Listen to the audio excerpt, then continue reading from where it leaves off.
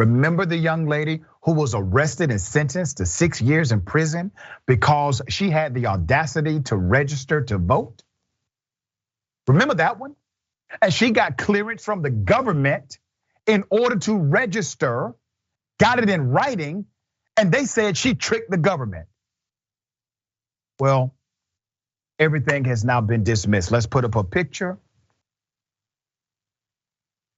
Pamela Moses, Memphis, Black Lives Matter activist, chapter founder.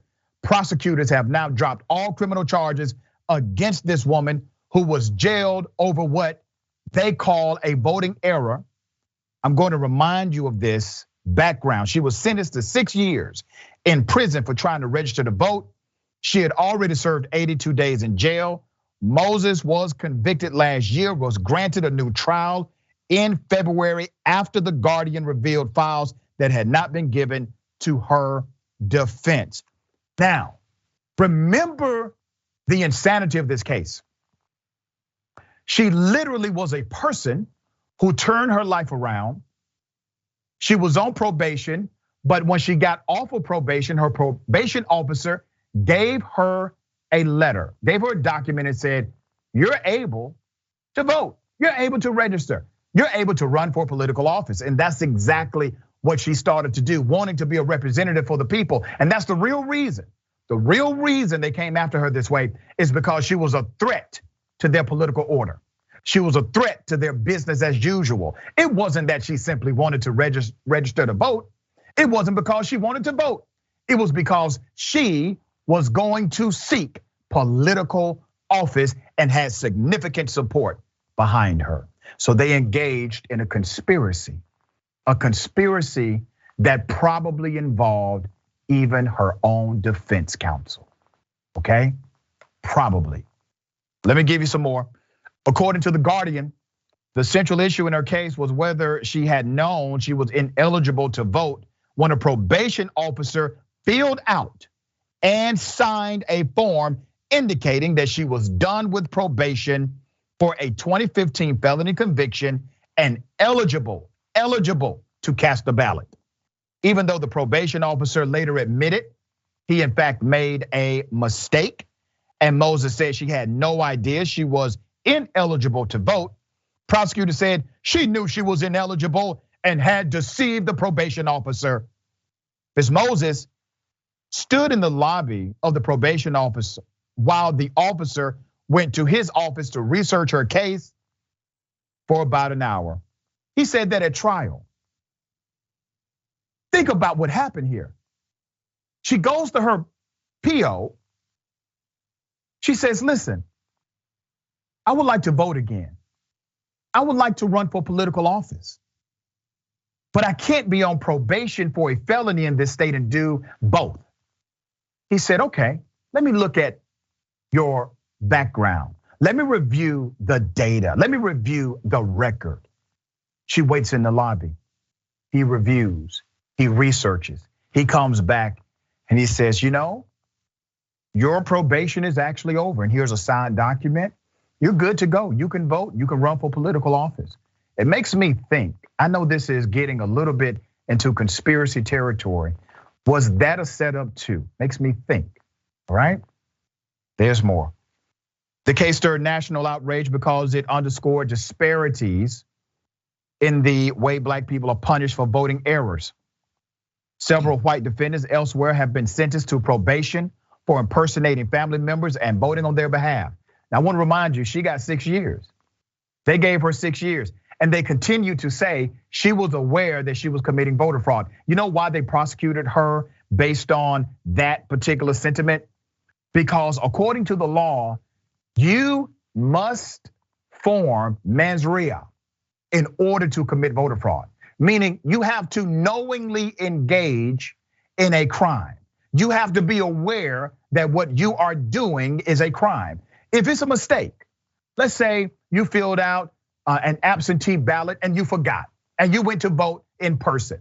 That happens a lot, by the way.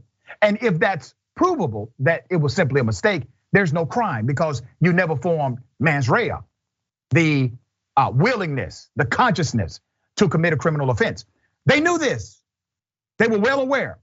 And that's why they prosecuted her and said, no, you knew it. The probation officer was wrong, but you tricked the probation officer, and they convicted her on that foolishness. It has now been overturned, dismissed. All right. Let's put up a picture of the DA who did this to her. Amy Wyrick, the Shelby County District Attorney, prosecuted the case. Okay.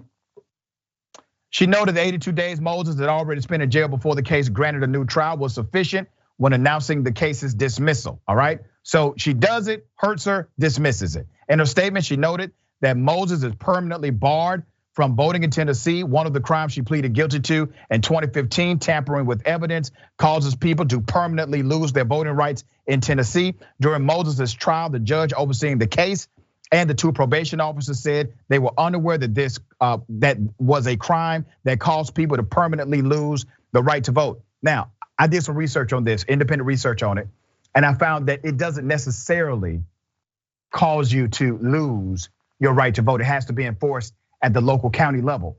They have a clause in their state that's a moral turpitude clause that basically says if you've been convicted of a crime of moral turpitude, you are now banned from doing certain things with, and you have to get an overturn of the ban, okay? That's basically what it says. However, guess what? Not evenly applied in the state. Not evenly applied in the state. There's more. Tennessee has some of the harshest policies regarding restoration of voting rights in the United States. More than 1 in 5 otherwise eligible black voters, 175,000 people, cannot vote in Tennessee because of a felony conviction, according to an estimate by the Sentencing Project, a criminal justice nonprofit organization. Now you can seek additional remedy to get your rights restored. They are very difficult and completely connected to a lot of bureaucracy. Wise, thoughts on this case? You know what's crazy is that my first thought is how ironic that this happened in Shelby County, Tennessee, because of Shelby County versus Holder, which is Alabama, which is when the Supreme Court, as my man Chuck Pierce said, declared the day of Jubilee. We don't need protections for voting in these states that are notorious about, withholding the franchise from our black citizens. Look, it's just ridiculous the way that we sort of frame criminal justice in this country, where somebody can go to prison, come out, pay their debt to society. Ostensibly, we allegedly believe in the rehabilitation of people who have committed crimes. And then we say, hold on, people can discriminate you for employment opportunities. We'll take your right to vote, so we're gonna disenfranchise you as a citizen. We do all of these ridiculous things, and yet we say, the prison system is supposed to rehabilitate people. That's just a hypocrisy right there. And then in this case, this is somebody who was doing stuff by the actual letter of the law, and this is just malicious. There's no other way to put this. They attacked this woman. They tried to put her in prison for 6 years for essentially exercising her right as an American citizen. This is an attack of just like unbelievable proportions. Yeah, and for those who may ask in the comment section when we put this out, I do believe individuals convicted of felonies should be able to vote. 100%. It's ridiculous that it's even a conversation, in my opinion, that they should not. I think people in prison should be able to vote. Yeah, well said. Well, as a matter of fact. And listen, there's one story we did. It was a while ago, but I think it's in DC. They allow in their local elections, they allow individuals who are incarcerated to vote. Well, guess what? The person that got elected is currently incarcerated. All right, they actually elected someone who was incarcerated. So anyway, we need more things like that to happen in this world. You don't have to worry about somebody buying him off or him being corrupt. All right.